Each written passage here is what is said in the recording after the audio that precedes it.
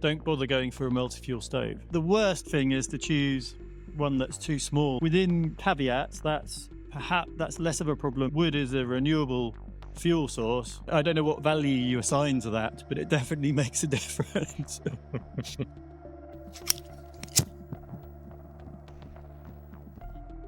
Right, so let's change gears and let's talk about how to choose the right log burner for you.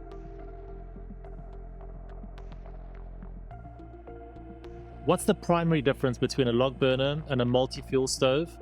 And is it okay to buy a multi-fuel stove instead of a wood burner if you'll only be burning wood in it? So if you're trying to make a decision between a multi-fuel stove and a log burning stove, you start out by knowing exactly what fuel you're going to be using and what one you're not. If you're just going to be burning wood, don't bother going for a multi-fuel stove. If you think you might be burning anthracite, so that's the very pure carbon coal that might come in the nuggets, that's known as smokeless fuel, then consider a multi-fuel stove. Wood burns quite differently to coal. So with coal, the burning reaction is happening actually at the fuel. Multi-fuel stove will have a grate, like my fingers here, and then the fuel will sit on top of the grate, and then air will come up through the grate below and go into the fuel. And that's what the coal needs. It needs some air going directly to that fuel. With wood, however, it's getting hot in that firebox and turning to gas. And so when we see a pile of wood in a stove, often we'll see flames hanging above,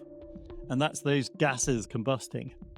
So a wood stove actually needs air at the top of that firebox above the wood so that gas can properly combust. And the two are quite different things. In addition, the grate simply takes up a whole load of space, which you could be putting more wood in. So it's quite important to choose early on. Some manufacturers, there's a manufacturer in Dorset called Arada. They make a clever grate system where it's got one setting where you have these grate bars that are like this, and then you twist the handle and it closes it all up. So it makes it more suitable for wood burning. It's got a wood and a coal setting. But in general, if you're going for just wood burning, then just go for a plain old wood burner.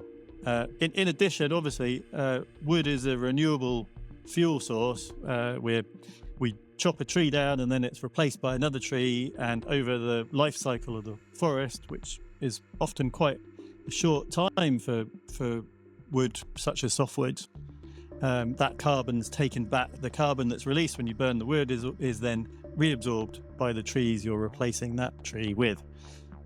However, coal is ancient stored carbon from way back in the Carboniferous era, when there's an interesting story that I might diverge into about that, but way back in the sort of Carboniferous era, loads of this wood was laid down, got squashed, got made into coal, and back then there was more carbon dioxide in the air than now at times, and so by burning that coal, we're releasing that back into the atmosphere, and there's no process to take that back up again.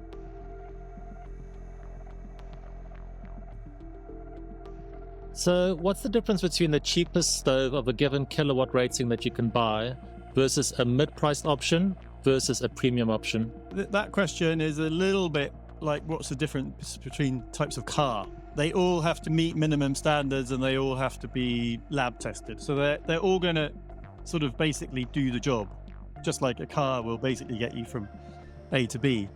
But then you'll have different refinements as you go. You'll have the thickness of the metal, the thought that's gone into designing the legs, the handles, the window, the thought that's gone into how serviceable it is, how easy it is to replace something on the actual stove, and just how pleasant it is or not to use. We all know a difference between a cheap car door closing and an expensive one closing.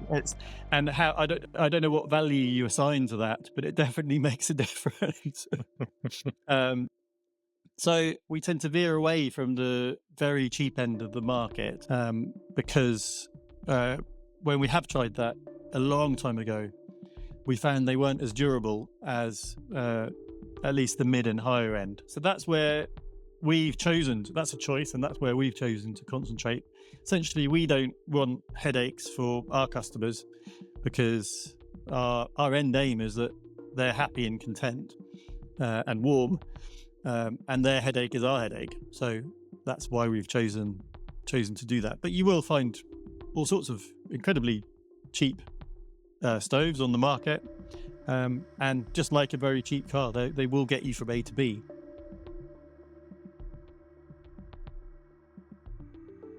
So how do you know if a log burner is the right size for your space? So a simple heat load calculation can be done on for the room that you're trying to heat. You can find some calculators online. We've got simple ones on our Stoves Online website. Broader heating systems, then we start to do room by room heat loss calculations that are a bit more complex.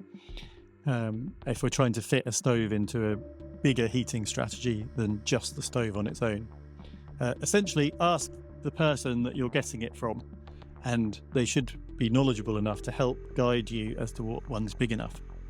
Something to bear in mind is, if you've got a room, often people with a stove will put one in a living room, say, they'll light it, sit in front of it. The room, after an hour and a half, 2 hours, that room will be nice and cozy. They may often then open a door to a staircase or open a door to the next room and let that heat then spread out beyond that room. So if you're intending to use it like that, then tell the person you're getting it from, the expert, tell them that that's how you intend to use it, and then they can factor that into their advice.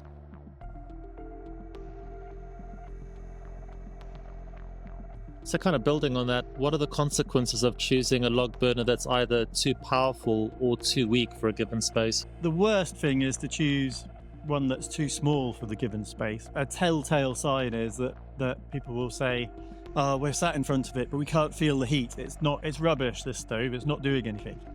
But in fact, it's sort of half the size that's needed.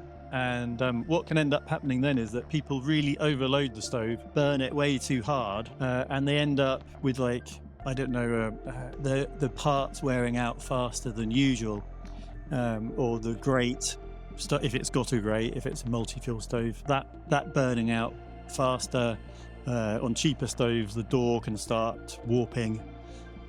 You just sort of create problems for yourself. Plus, you're not warm enough. And the whole point was to get yourself warm. It's not that much more money to pick one that's the right size. So it's just, it's important to get that right. In terms of picking a stove that's too large, that's within caveats. That's less of a problem than picking one that's too small, because modern stoves are much more controllable than they were in the past. Having said that, I think last year, I said no to 4 or 5 potential customers who wanted to put big burners into very well insulated houses, so I'm not in the business of just making money out of people.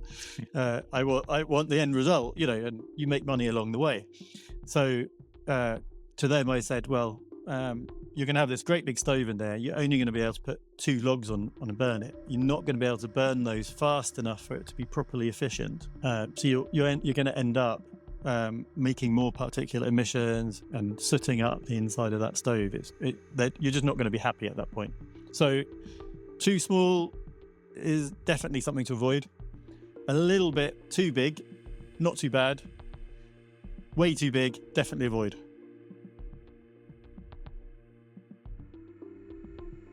So if anybody's watching this and they're looking at buying a wood burner, what key focus area should they be looking at? Is it a matter of looking at brand? Is it specifications? Is it country of origin? What are the key focus areas? It partly depends on what they think is important to them. Often they'll be starting out knowing what sort of fuel they're going to use, hopefully wood. So that narrows it down somewhat, in that you know that the stove you want has to be good at burning wood. So that's nice and simple. Secondly, people will often have a look that they're after, or a feel. But again, that narrows the selection down a bit. Always worth asking the supplier for some other recommendations, because there might be a look or feel that you haven't considered. And after all, they know all about them. So good to ask. Then, in terms of where that stove has come from, Yeah, for sure. So there's lots of UK brands of stove. Where I live in Devon, there's in the southwest. There's actually lots of stove manufacturers. For some reason, they've seem to have gathered down here. So yeah, plenty of UK made stoves that are really, really good indeed, and equally European made stoves. Yeah, also great quality, and you'll see some of the more advanced design innovations coming in from Europe rather than here. Also, although England did lead the way once in stoves, we appear to have been overtaken by our European brothers and sisters. So there's quite a few stoves, like everything else, quite a few stoves are made in China, and some of the brands that you think are actually made in the UK aren't. They're made in China too. So again, if where the stove is made is important to you, again, ask your supplier, because they should know.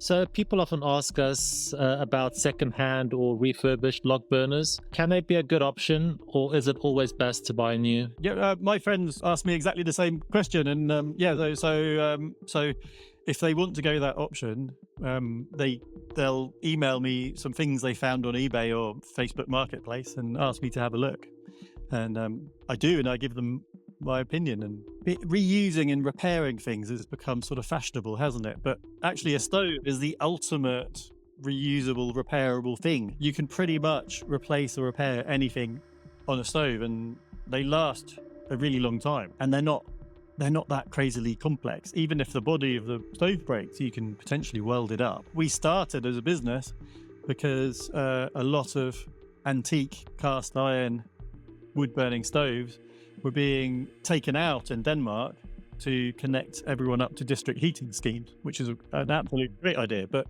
these ornate and beautiful stoves were also just being taken out. And so that was my dad who was getting them, and then restoring them to full working order, which included welding up the body of the stove. So we started out by repairing 100-year-old stoves so they could last another 100 years.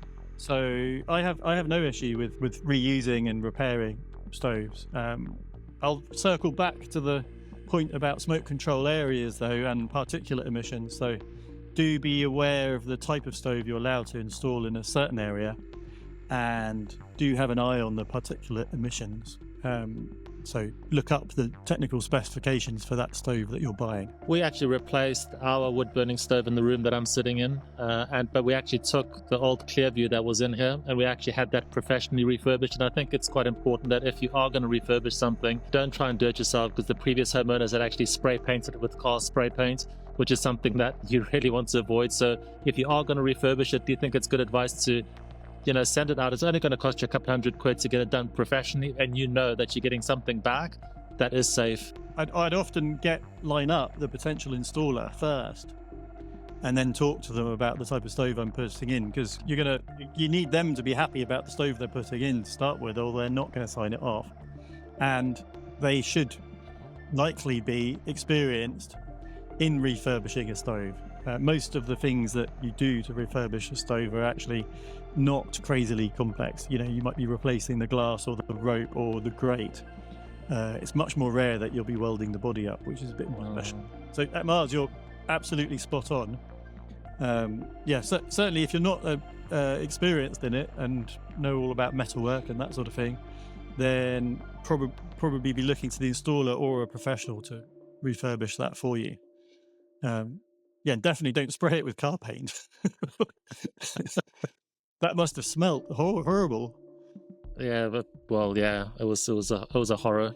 At least we got it done properly, and it's now lives in the studio and does a great job down. There's a point there about stove paint. When you buy a new stove, the fresh paint needs to cure. So there's a period when you first use that new stove where it will smell a bit funny, and so you have to open all the windows. It's not a weird thing.